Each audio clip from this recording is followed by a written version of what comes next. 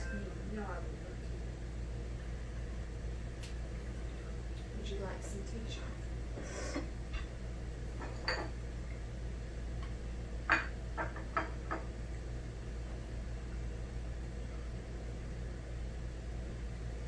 Can I try? Yeah, for you too. Yes, please.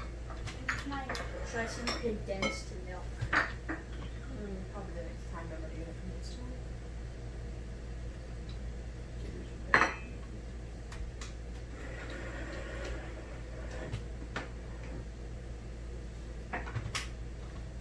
Maybe would be good with sugar. Since you're the only person I really else uses it. Never mind your usage. We do have cakes, so I'm just pointing that out. In case you're trying to get a double scoop. There's a whole scoop, but I don't know. Why don't you just get a full scoop? Really bad. Yes,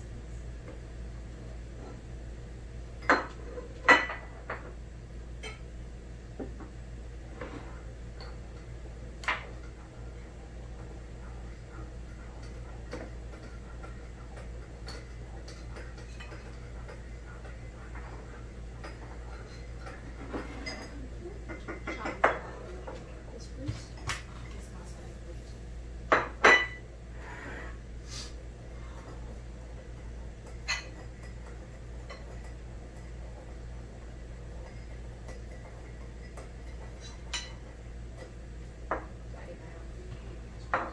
The forks. Just use spoons. Use spoons tonight. I work a lot easier with forks. Yeah, but we'll just use spoons. Just saying, who wants cake Cake crumbs? looks very fluffy. I'm just saying, who would want cake crumbs in their tea?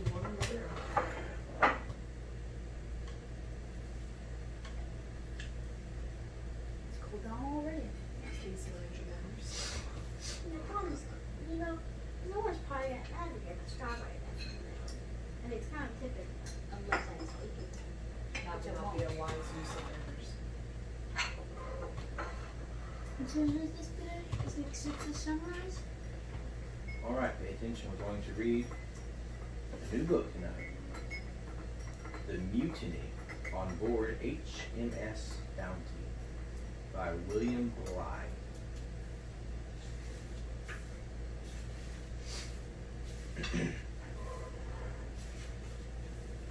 Chapter 1.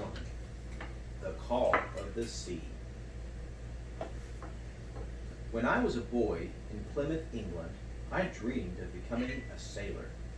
Or, better, a ship's captain. Captain Bligh. Captain William Bligh. I dreamed that one day men would know me as one of the greatest navigators to sail the seas. I was 16 years old when I began my life and career as a seaman. I was an intelligent boy with sharp eyes and a quick mind, and soon knew the ways of the sea as well as any great navigator.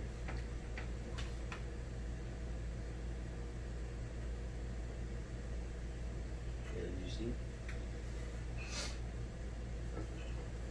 The year was 1771, and England was queen of the seas. The British Navy had established the greatest sea empire in history. Our fleet dominated the white-capped ocean from North America to India. Ship life in the British Navy was not easy. The work was hard, and the discipline was harsh. The crew consisted mainly of men who were hiding from the law, or common riffraff kidnapped off the streets and forced into naval service by gangs hired for that purpose. Severe treatment was sometimes the only way a captain could keep his ship sailing and his men healthy. Food was often rotten, and fruit was scarce. Fresh water and fruit were rationed early in the voyage to prevent shortages later, for these shortages led to death and outbreaks of scurvy, a disease which left a sailor weak, with gums as soft as pudding, and with bleeding from his mouth and nose.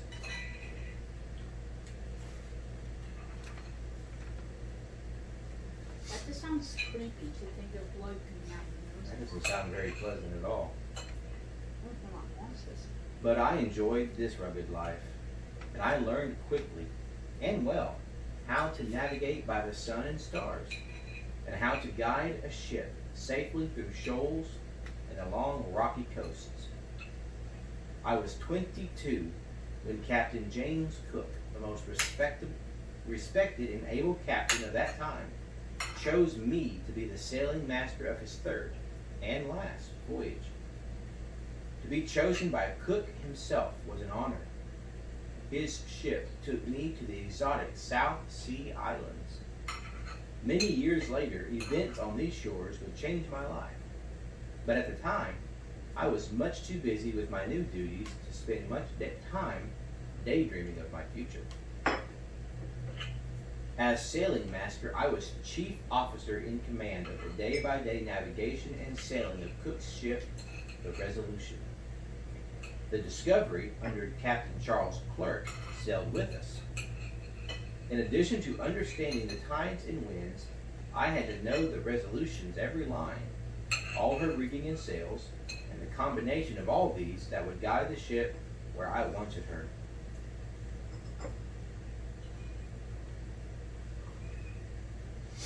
Put some down there.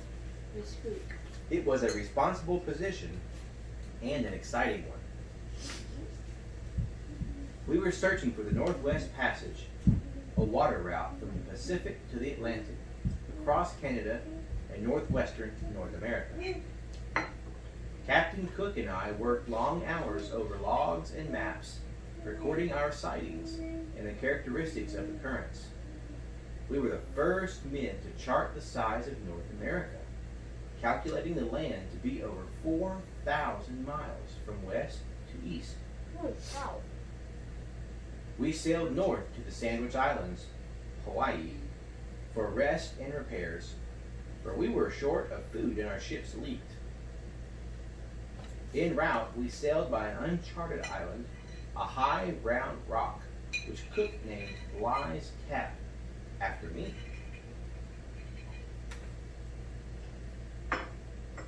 We sailed into Kealakekua Bay in 1779. It was here that our brave captain, who was my friend and teacher, was killed, beaten to death by natives who thought he was a god and would return in another body. During the violence, I was put in command of the seamen trapped on the beach. We were able to repair our masts and return to our ships between skirmishes with the natives. Captain Clerk of the Discovery took over command, and we continued our voyage. We arrived in England again after more than 4 years at sea, to find England at war with her colonies, and with France, Spain, and Holland. I was appointed master of a frigate, and was soon involved in a violent battle in the North Sea. 2 months later, I became a lieutenant, and at age 27 was a commissioned officer able to hold the highest command. But then the war ended. To support my wife and family, I took command of a merchant ship that traded in the West Indies.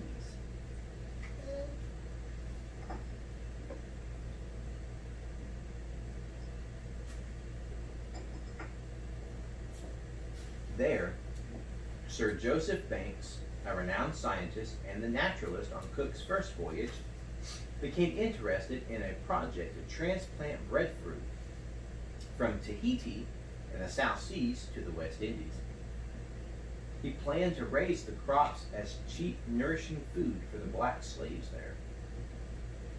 The breadfruit is so well known that for the best description of it, I repeat the account which Captain Cook wrote during his first voyage.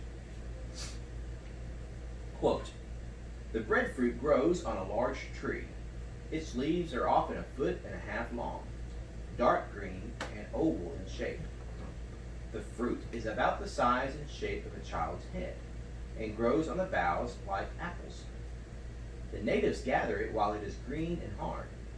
Then they bake it in an oven until the outside is burned black. The black crust is scraped off and a tender crust is left. The inside is soft, tender, and white, like a loaf of bread. Thus, the natives plant their bread. End quote.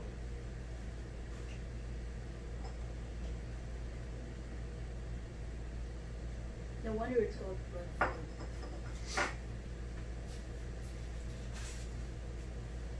Banks knew that 4 of my 16 years at sea were spent charting and exploring the Pacific waters. He suggested that I be given command of the ship that would travel to Tahiti in the South Seas and transport the breadfruit back around Cape Horn at the southern tip of South America and north to the West Indies. The ship chosen was the Bounty, and the voyage I began was to be one of the longest and most dangerous trials of my life. It fills my head now. Vivid impressions rush into my mind. The warm, sweet breezes that stirred the palms over my head. Native men and women whose skin was tanned bronze by the sun. The beauty of my ship under full sail. My men, each at his station. Then, the sudden turning of these same men against me. It is hard to believe that such an upheaval, such a mutiny, ever took place, but the voyage began like any other. You get another chapter? Give me enough chance to maybe get me another cup of tea. I'm afraid we're into tea for tonight. Can I have an extra piece of cake, please? Alright, sit down. We're going to read chapter 2. Chapter 2, The Bounty. I was appointed to command the Bounty by the Lord High Admiral of Great Britain on the 16th of August, 1787. The Bounty was a small ship, 90 feet long on deck. Although she had been built only 3 years earlier, she was now remodeled and refitted for this voyage. Because much of the space below deck was needed to hold the breadfruit plants, our quarters were smaller than usual. I knew this was necessary, and I hoped it wouldn't lead to short tempers when the Bounty was at sea. We would be away a long time in a remote part of the world, and the men had to work together. The whole ship might go down. In the cockpit, a sunken space near the stern, were the cabins of the gunner, the surgeon, the botanist, and the clerk, with a steward room and storeroom. The great cabin, the large central cabin below decks, was rigged as a temporary hothouse. It had 2 large skylights, and on each side 3 small covered hatchways for air. It was fitted with a false floor, cut full of holes to hold the garden pots. The deck was covered with lead, and pipes at the foremost corners of the cabin had been installed to carry water, draining from the plants into tubs below for future use.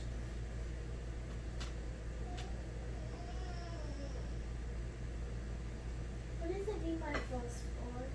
It means that there was the regular floor, and they built another floor a little bit higher up, like a second floor, but they put holes in it for the pots to sit into, like a little raised, like a raised bed. It was a raised floor. Yeah, in case you don't know what a botanist is, it's a person who studies plants. I had a cramped cabin on one side of the great cabin to sleep in, and a place near the middle of the ship to eat in. On each side of this apartment were the berths of the mates and the seamen. Between these berths, the arms chest was placed. The master's cabin, where the key to the arms chest was kept, was opposite mine. It is necessary to understand all these locations because of events which would occur here later in the voyage. The Bounty could hold about 200 tons of supplies. She had stores of food for 18 months. In addition to the usual provisions, we had sauerkraut, dried malt, and barley, and wheat in place of oatmeal. I was also given ironwork, files, saws, and axes, and trinkets to trade with the natives in the South Seas. I received a timepiece from the Board of Longitude. The board was set up by the English government. Their job was to invent timepieces that would keep accurate time on a ship, despite bad weather and the high winds that often knocked them about.